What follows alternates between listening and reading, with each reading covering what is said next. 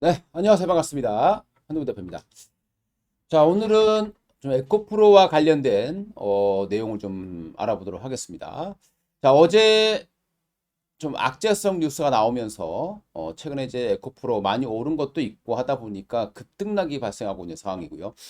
기술적으로 삼중 고점이냐 아니면 이걸 뚫어 올릴 것이냐 아주 중요한 그런 기로에 서 있는 상황이 되겠습니다.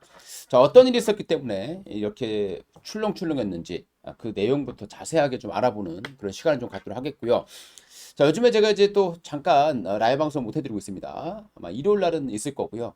자, 이제 장중에 좀 바쁜 일이 좀 많아가지고 내일이 금요일이죠. 금요일은 좀 제가 또 라이브 방송을 진행할 예정이니까요. 오전 10시에 참여하시면 될 것 같습니다. 자, 에코프로, LNF 이런 종목들이 급등했고 또 급반등하는 모습들을 보여줬습니다. 어떤 일이 있었는지 그 내용을 자세하게 좀 분석해 볼 필요가 있어서 오늘 좀 영상을 좀 준비를 해봤습니다. 자, 일단 에코프로의 하락 이유를 알기 위해서 먼저 알아야 될 게 있습니다. 바로 CFIUS 외국인 투자위원회라고 보시면 되겠습니다. 자, 이게 무엇이냐 보게 되면요. 1975년도에 그러니까 일본이 그 당시에 굉장히 좀 잘 나갔던 시기예요.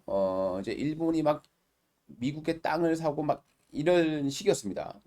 이제 요게 이제 처음 발생하기 전에 요게 이제 처음에 설립되고 나서 그게 강화된 게 1988년이에요. 자, 일본 기업의 이런 막 그 투자가 나오게 되고 미국 기업을 인수하게 되면서 거기에 위기 의식을 느꼈던 그 미국이 바로 설립했던 내용이 되겠습니다. 내용은 국가 안보 위협 이런 안보에 위협 소지가 있는 투자 거래를 중단할 것을 이제 목적으로 하고 있다고 보시면 되겠고요. 그리고 이제 최근에 이슈가 된 것이 작년 10월경에요. 여기 외국인 투자위원회의 집행 그리고 처벌에 관한 지침이 공개돼서 좀 이목을 끈 바 있습니다.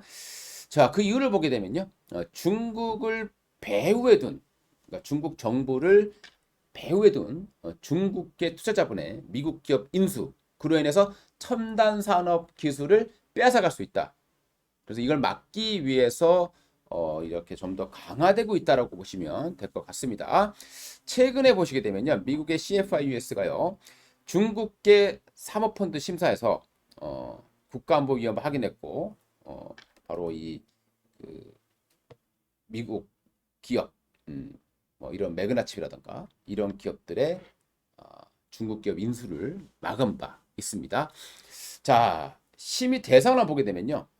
외국인이 미국 기업의 지배권을 취득하는 경우, 그리고 외국인이 TID, 이게 TID는 이제 뭐 개인들의 뭐 개별 인식이라든가 뭐 그런 거라고 생각하시면 될 것 같아요. 뭐 식별 코드라든가 이런 건데요.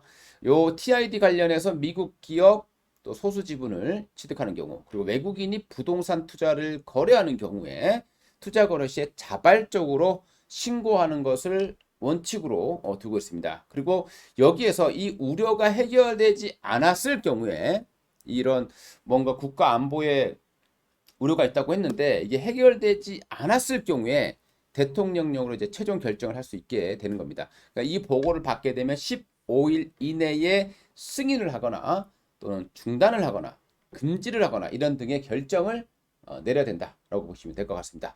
자, 그러면요.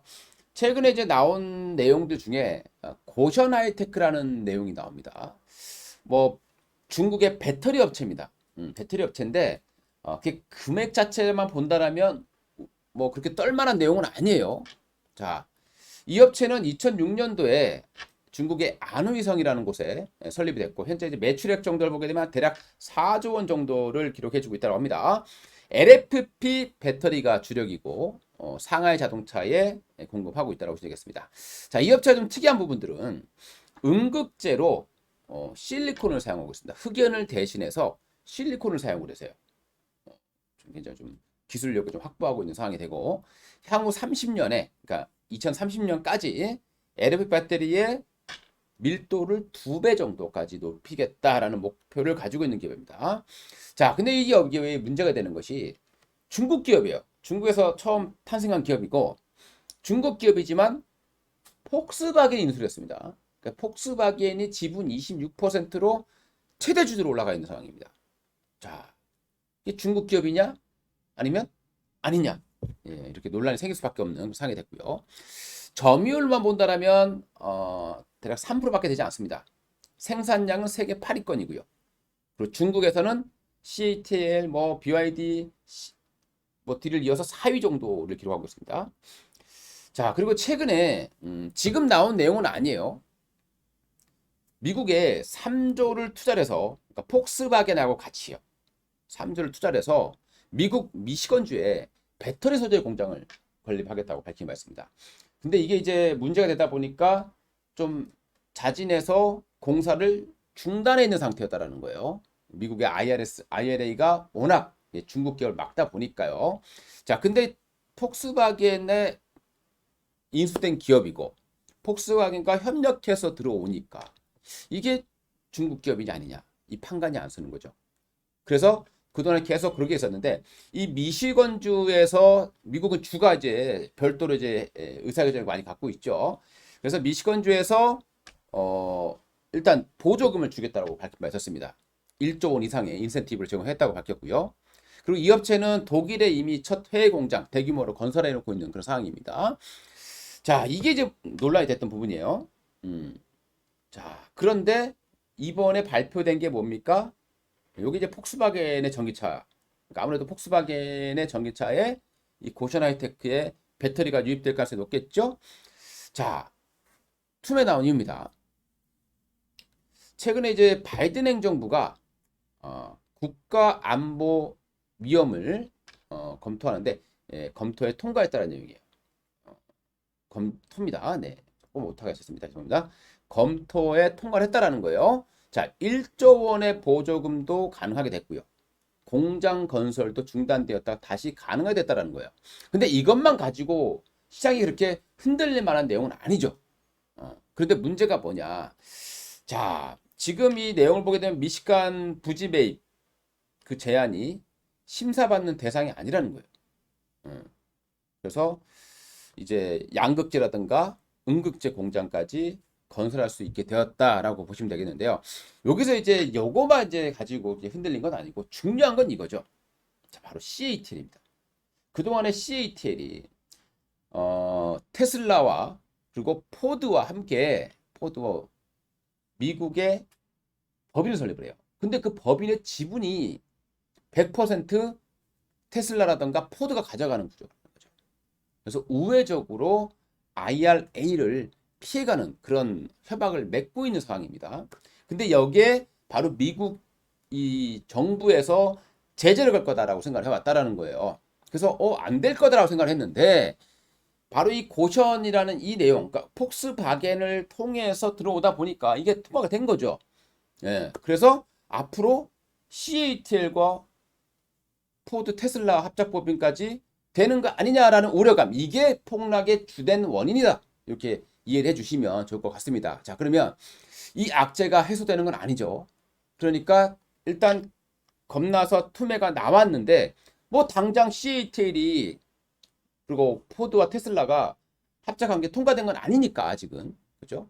우려감은 있었는데 그러다 보니까 또 바로 급반등이 나오는 그런 상황들이 발생이 됐습니다. 자, 근데 최근 뉴스를 보시게 되면요, 앨런 머스크가 중국에서 얼마 전에 CATL 회장을 만났어요. 그래서 미국 배터리 공장 합작 설립 논의를 한 거 아니냐라는 이런 내용들이 나오고 있는 거죠. 그러니까 언제 어떻게 또 악재가 나올지 모르죠. 고션이라는 내용 자체만 보면 그렇게 큰 악재는 아닙니다. 근데 이게 큰 악재가 되는 거예요. 향후에 이 부분이 만약에 통과가 된다, 미국에서. 우리는 당연히 안 될 거다 생각하고 있는데 만약에 우회적으로 해서 합작법인을 만들었는데 그 합작법인 지분이 다 포드나 테슬라 거라고. 그리고 여기에서 이제 중국의 배터리 기술을 들여와서 한다라는 겁니다. 자, 최근에 에코프로가 또 급등했던 이유 중에 하나가요.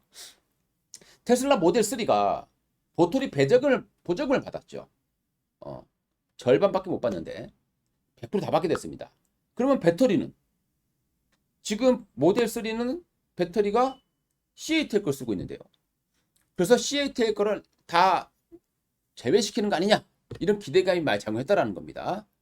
그런데 그걸 우회에서 만약에 세일을 들여와서 미국에서 조립을 했다라고 하면 에코프로나 LNF에 큰 수혜로 보기 좀 어렵다라고 보시면 되겠습니다. 그래서 이런 부분도 앞으로 이제 에코프로나 LNF를 가지고 있고 하시는 분들은 요 시에이테가 포드에 대한 내용들을 항상 좀 관심 있게 지켜보셔야 되는 내용이 되겠습니다. 자, 최근에 한번 차트를 볼게요. 제가 얼마 전에 이제 코스닥 지수가 요 부분이 이제 저항선이라고 말씀드렸어요. 이슈 돌파할 수 있습니다. 근데 이걸 다시 뚫고 내려오게 될 때가 굉장히 좀 안 좋다고 말씀드렸는데 살짝 뚫고 내려왔어요 다시. 그렇기 때문에 약간 좀 부담은 되는 그런 상황이 되겠습니다. 자, 에코프로의 모습을 한번 보게 되면요, 정말 아직은 단언할 수가 없는, 그러니까 여기서 저항이 걸렸어야 되는데 좀 뚫어 올렸단 말이에요. 그리고 바로 급락이 나왔습니다.